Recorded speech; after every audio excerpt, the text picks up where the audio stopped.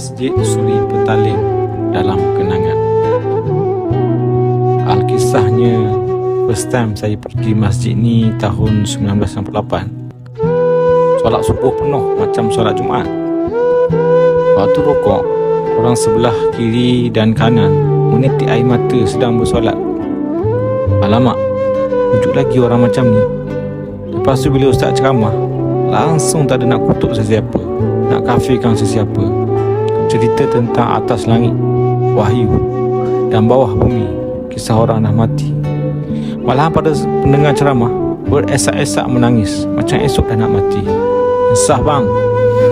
Isi ceramah pula selalu salahkan diri dan kasihankan umat.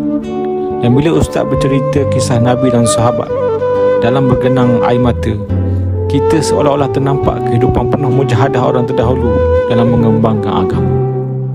Lepas ceramah, tak ada satu orang pun kutip derma.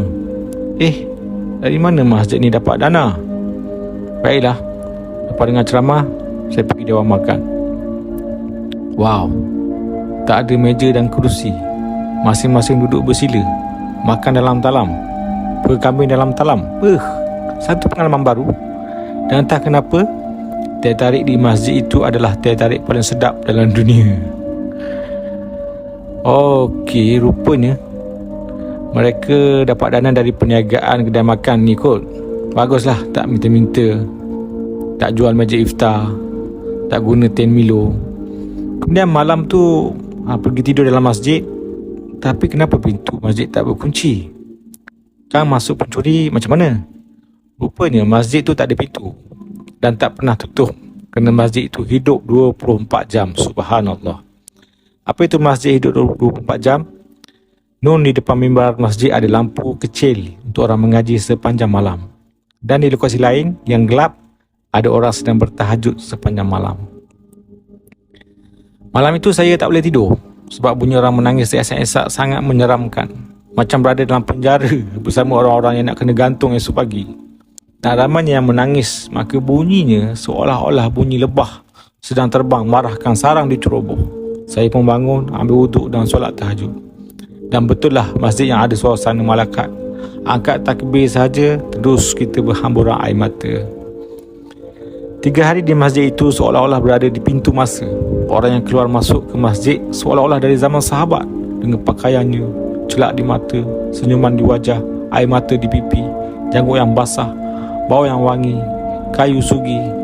Dan ada orang yang saya jumpa tidur atas pelepah tamar.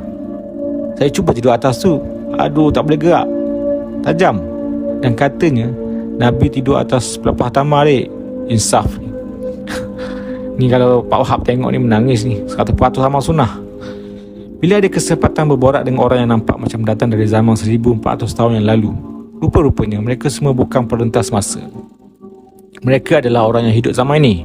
Ada doktor, profesor, jurutera, ustaz, driver, penyanyi, pelakon, artis, penari getah, nelayan, pekebun, petani, macam-macam lah. Allahu Akbar. Saya pun rasa macam nak menyumbang sikit untuk kemajuan masjid tu.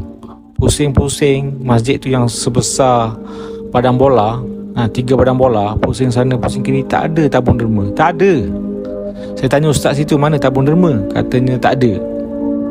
Dan saya tanya, habis tu korang dapat duit daripada mana? Allah. Selamba ustaz tu cakap Allah. Maka terdedahlah kisah asal-usul masjid ini. Katanya bila masjid India di KL dah penuh tak muat jemaah, mesyuarat telah bersetuju untuk mencari tapak baru. Akhirnya jumpa tanah kosong untuk buat gereja terbesar di Asia. Geng agamawan ni, geng tabligh ni telah beli tanah dan buat masjid sendiri. Cara buat masjid adalah gotong royong bersama dengan jemaah. Yang mana selain keluar berdakwah, mereka-mereka yang ada kemahiran kejuruteraan diajak buat masjid. Mereka yang ada kudrat diajak bancuh semen, pandai cat mengecat, pandai piping mengeping, pandai buat tandas buat tandas, pejang celik, rukuk sujud. Akhirnya siaplah masjid itu, kecuali Kubah. Kenapa Kubah tak siap? Diberitakan masa zaman tu tak ada orang Islam pandai pasang Kubah zaman tu. Tak ada kontraktor Islam yang buat Kubah. Maka terpaksa upah kontraktor Cina. Tapi kata kontraktor tu mustahil nak pasang kubah sebab spek masjid tu menyukarkan crane nak letak kan. Memang kerja mustahil. Maka mesyuarat, Jumaah pun buat solat hajat dan berzikir ramai-ramai. Masa Cina tu letak, hidupkan crane, sekali letak terus siap. Subhanallah. Terkejut angka Cina tu, katanya ini kerja mustahil tapi Tuhan tu dah tolong. Maka mendengar kisah zaman tu, masjid ini pernah menjadi tajuk berita akhbar kerana ianya dibina tanpa ada peruntukan dari kerajaan maupun sektor korporat. Ianya dibina hasil dari kutipan sesama ahli Jumaah dan dibina 100% oleh Jumaah. Masjid ini juga masjid yang hidup 24 jam. Jemaah keluar masuk dalam negara dan luar negara.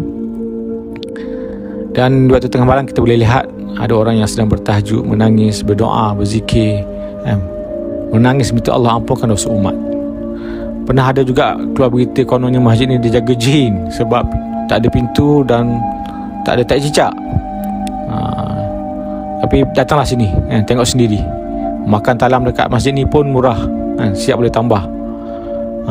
Yang penting dari masjid ni lahirlah para da'i, hafiz, maulana, pakar hadis, pendakwah-pendakwah yang telah keluar ke seluruh dunia.